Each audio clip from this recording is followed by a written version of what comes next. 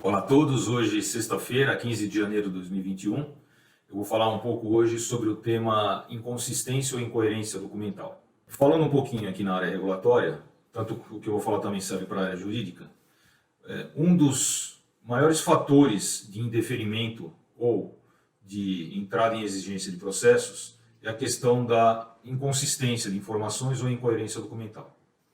Explico. Um processo, como eu falei nos vídeos anteriores, um processo ele é um instrumento de educação, ele é um instrumento de convencimento, ele é um instrumento de orientação para aquele que está analisando o seu processo. Os processos eles têm tanto o viés legal, ou seja, ele tem que ser montado dentro de uma determinada formatação, ele tem que obedecer a uma determinada formatação, ele tem um viés regulatório, ou seja, que tipo de informação você tem que incluir no processo ponto a ponto, e ele tem o viés das consistências das informações e dos documentos. Então, se você está usando num determinado processo uma informação, pode parecer basal o que eu vou falar agora, mas essa informação ela tem que ser a mesma em todas as fases do processo. Se você está falando, por exemplo, de um registro de um medicamento, ou a notificação de um cosmético, de um saneante, que depende de uma fórmula, e essa fórmula tem que somar 100% de ingredientes, essa fórmula tem que somar 100% na fórmula declarada pelo fabricante, na sua transcrição da fórmula para algum eventual formulário da Anvisa, ela tem que somar 100 em algum eventual anexo que você vai colocar no seu processo e assim por diante. Se você está falando de um processo de regularização de empresas na Anvisa, no Inmetro, Ministério da Agricultura, Ministério do Meio Ambiente, as informações que você está colocando, por exemplo, a título de área total do terreno e área construída, tem que ser as mesmas nos diversos documentos. É bastante comum que nós recebamos, por exemplo, uma aprovação de prefeitura com X metros de construção, aí você recebe o documento do bombeiro com X metros de construção mais Y, que aí já é o puxadinho que o pessoal fez, mas não regularizou na prefeitura, e aí você recebe um terceiro, um quarto documento com uma metragem diferente. Ora, por dever de ofício, quando a autoridade, seja ela qual for, pode ser Anvisa, prefeitura, estado, o que você imaginar, quando ela recebe a documentação, ela tem por dever de ofício analisar essa documentação.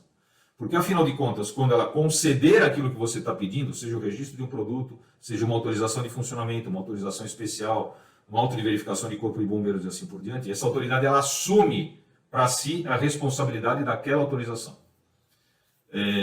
Vamos lembrar daquela boate em Santa Maria, no Rio Grande do Sul, quando ela pegou fogo e morreram assim, várias pessoas. Aquela boate ela tinha uma irregularidade documental grave, severa em relação ao corpo de bombeiro e em relação à prefeitura. Então essa é a prova de que em algum momento essas inconsistências elas podem gerar um problema no mundo real. Porque muitas vezes nós temos aquela ideia, aquela noção falsa de que isso é só documento, isso aqui só vai gerar um processo, esse processo só vai gerar uma aprovação. Como eu disse no vídeo anterior, muitas vezes você pode não gerar o problema no momento da análise do seu processo, você pode até obter uma aprovação, mas no mundo real você vai ter problemas no momento de uma fiscalização, no momento de uma importação ou no momento de uma auditoria por um órgão regulador, por exemplo, Anvisa ou Inmetro.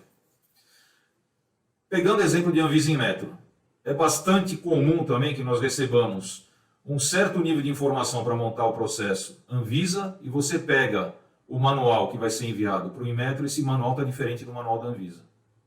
Mas é que o Inmetro pede algumas coisas que a Anvisa não pede e assim por diante. Ótimo, faça uma mesclagem dos dois, porque é melhor você ter informação a mais do que ter a menos.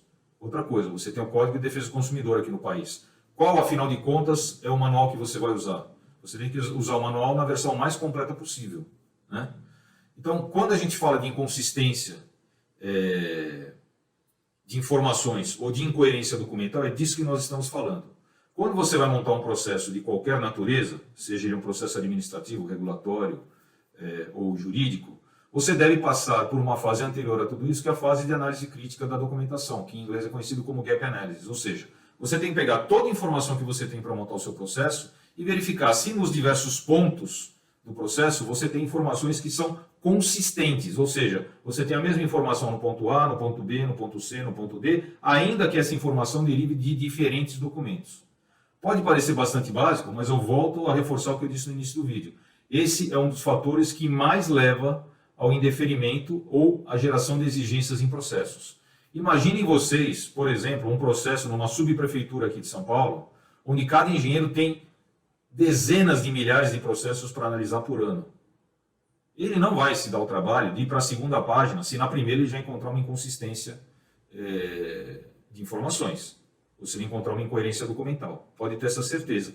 E o Brasil é um país muito cartorial, o Brasil é um país muito burocrático. Isso é uma coisa prejudicial tanto para o agente regulado, ou seja, para a sociedade civil organizada, tanto quanto para o agente regulador, que é o poder público. Não imaginem que o fato do Brasil ser um país muito burocrático facilite a vida de quem está fazendo análise do processo. É por isso que eu disse nos vídeos anteriores também, que o processo também tem um caráter orientativo e educativo. Para que aquele que está pegando o seu processo na mão, ele saiba onde encontrar as informações e que essas informações estejam corretas. Né? Por exemplo, se você está falando de tecnologia de um produto para a saúde, ela não pode ser uma tecnologia numa parte do processo e virar outra tecnologia em outra parte do processo. Né? Um processo, eu sempre faço essa ilustração, um processo é uma máquina de fazer linguiça. Entre o porco de um lado e sai a linguiça do outro. Agora, você não pode enfiar um porquinho de um lado e sair uma linguiça de frango do outro lado. Né? Essa mágica no meio da máquina não existe, de transformar A em B. Se você está falando de A, o resultado do teu processo tem que ser A, explicado e formatado dentro daquilo que a legislação pede. Ok? Bom, rapidamente era isso que eu tinha para falar. Nós da Latini Group ficamos à disposição para auxiliá-los em qualquer análise crítica de documentos, em qualquer questão de consistência de informações, coerências documentais e assim por diante. E vamos seguindo em frente. Desejo a todos um ótimo final de semana. Vamos nos protegendo e vamos nos orientando aí de acordo com as nossas autoridades sanitárias. Um abraço a todos, sucesso!